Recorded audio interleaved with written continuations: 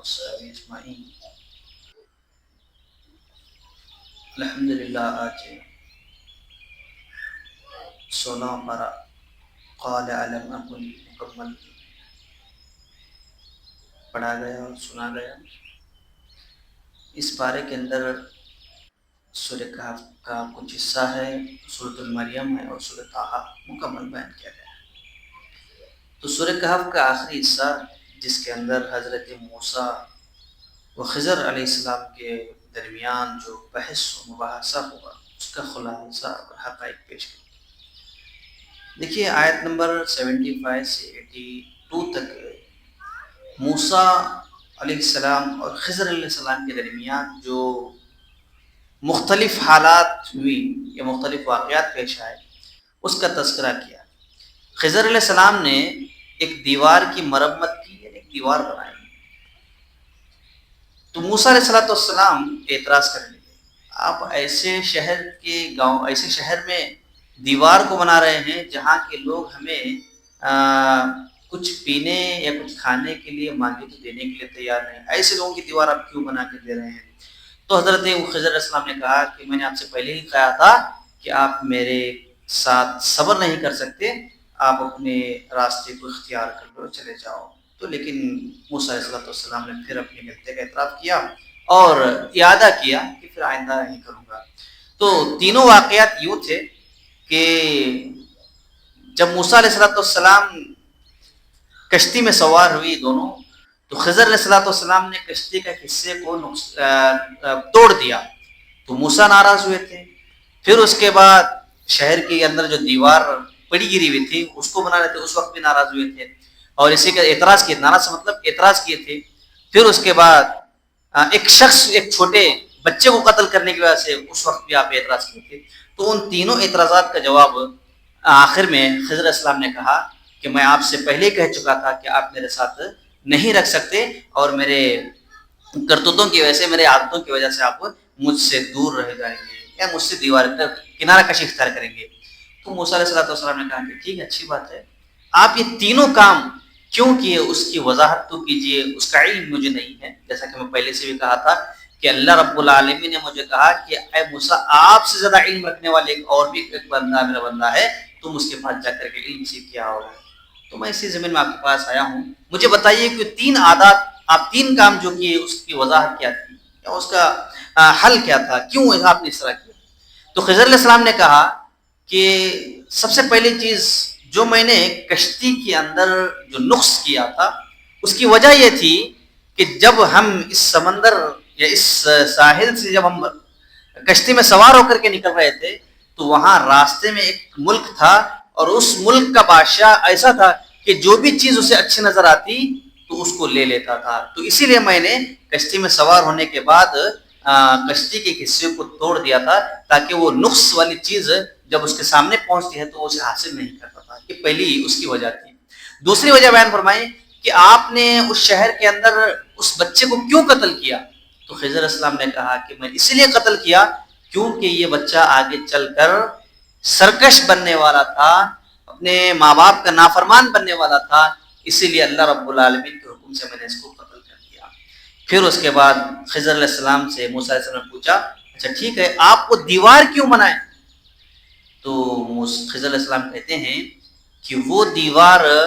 دو یتیم بچوں کی تھی، دو یتیم بچوں کے گھر کی دیوار تھی اور اس دیوار کے نیچے خزانہ تھا اور ان دونوں یتیم بچوں کے جو ماں باپ تھے بڑے نیک تھے، بڑے صالح تھے، اسی لیے ان دونوں یتیم بچوں کے آگے مستقبل میں کام آنے کے لیے اس خزانے کو برقرار رکھنے کے لیے میں اس دیوار کو قائم کیا۔ تو اللہ رب العالمین حضرت موسیٰ علیہ السلام کو جو کہ کہتے کہ مجھ سے زیادہ علم رکھنے والا کوئی نہیں ہے، تو اللہ رب العالمین نے کہا کہ آپ سے زیادہ علم رکھنے والا اور بھی شخص دنیا کے اندر ہے، تو مجھ سے جا کر علم حاصل کرو۔ تو معلوم یہ ہوا کہ اللہ رب العالمین حضرت موسیٰ علیہ السلام کو خضر علیہ السلام سے کچھ سیکھنے کا موقع دیا۔ اور اسی کے ساتھ ساتھ ذوالقرنین کا عدل و انصاف، آیت نمبر 83 سے 89 تک ذوالقرنین کا تذکرہ کیا گیا ہے، جنہیں اللہ تعالیٰ نے تمام نعمتیں، اسباب و وسائل اور مشرق و مغرب کی وسیع اقتدار سے سرفراز کیا تھا۔ یعنی مشرق سے لے کر مغرب تک ساری حکومت ان کی تھی اور اللہ رب العالمین ہر اعتبار سے ہر نعمت سے انہیں نوازا تھا. تو ایک مرتبہ یوں یہ ہوا کہ یاجوج ماجوج کی قوم جو اپنے قریب رہنے والوں کو پریشان کر رہی تھی، ستا رہی تھی، تو ذوالقرنین سے اس بستی والوں نے شکایت کی کہ آپ ہمیں اس یاجوج ماجوج کی قوم سے ہمیں بچائیے، ان کے فتنے سے، ان کے ظلم و ستم سے. تو ذوالقرنین نے ان کے درمیان ایک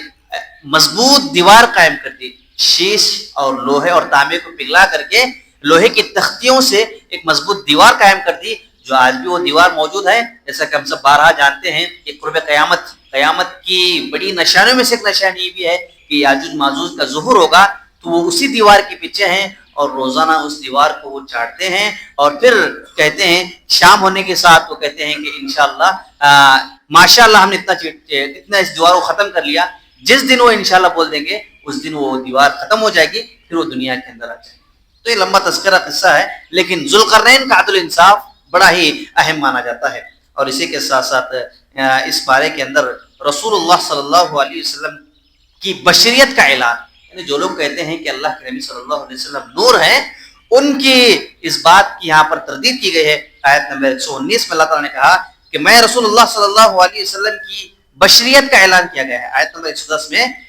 رسول صلی اللہ علیہ وسلم کی انسان ہونے کا اعلان کیا گیا ہے اور بتایا گیا ہے کہ اللہ اکیلا ہی معبود حقیقی ہے، لہٰذا اللہ سے ملاقات کی امید رکھنے کے لیے عمل صالح کرتے رہیں اور اللہ کی ذات کے ساتھ شرک نہ کریں. تو یہاں پر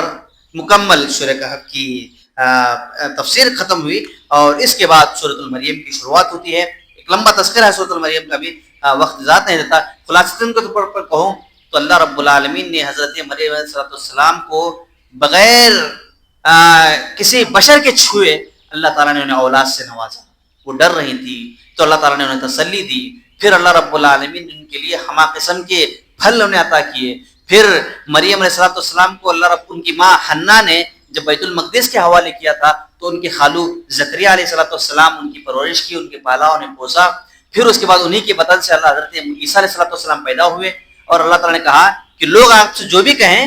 آپ بچے کی طرف اشارہ کر دیے، کہیے کہ ان سے ہی پوچھے کہ کون ہے. تو سننے یعنی بچپن ہی میں ابھی نومولود بچہ حضرت عیسیٰ علیہ السلام نومولود تھے، تو اسی وقت انہوں نے کہا کہ میں اللہ کا بندہ ہوں، میں اللہ کا رسول ہوں اور مجھے اللہ رب العالمین نے کتاب عطا کی ہے اور میں اللہ کا نبی ہوں. تو یہ 4 ایسے اشخاص تھے، 4 ایسے بچے تھے جو اپنے ماں کے بطن میں ہی بات کیے تھے، ماں کے گود میں ہی بات کیے تھے، دودھ پینے والے تھے. تو ان میں سے حضرت عیسیٰ علیہ السلام بھی تھے. اور اسی کے ساتھ ساتھ اس بارے کے اندر اللہ رب العالمین نے موسیٰ علیہ السلام کے ساتھ فرعون اور جادوگروں کو جب معاملہ ہوا اس سارا تذکرہ ہے اللہ تعالیٰ نے کہا. اور اسی کے لیے مومنین کو جنت کی بشارت اس بارے کے اندر دی گئی ہے اور پل صراط ایک حقیقت اس کا تذکرہ اس بارے میں ہوا اور تنہا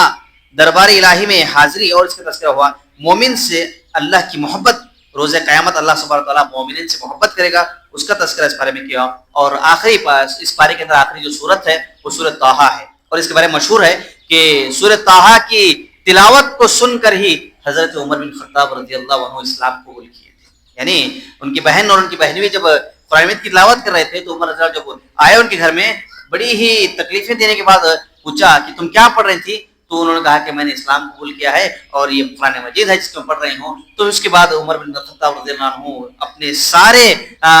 تدبیریں اپنانے کے بعد، انہیں ظلم کرنے کے بعد، انہیں ستانے کے بعد، انہیں